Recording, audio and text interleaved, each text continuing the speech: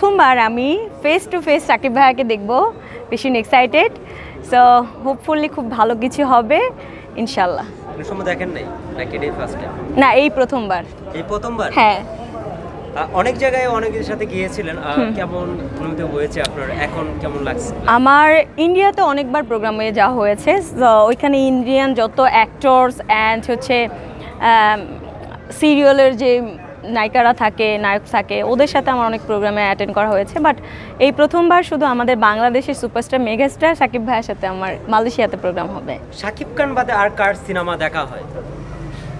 আমার বেশিরভাগ গান শোনা হয়, তো ওইভাবে মুভির প্রতি দুর্বলতা খুব কম, কারণ হচ্ছে বিভিন্ন রকমের ব্যস্ততা থাকা হয়, যেহেতু আমি স্টাডি করছি, আইএলটিএস করছি এখন আবার। সো এখন সব বিষয়ে কি বলবো, মুভি খুব কম দেখা হয়। আপনার শিল্পী হিসেবে কাকে ভালো লাগে সবচেয়ে সুপারস্টার?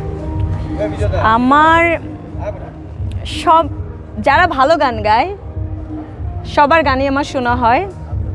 আর আমার যদি আইডল বলা হয় তাহলে বাংলাদেশের মধ্যে হচ্ছে আমার সবথেকে বেশি পছন্দের আর্টিস্ট হচ্ছে শাহনাজ রহমতুল্লাহ ম্যাম।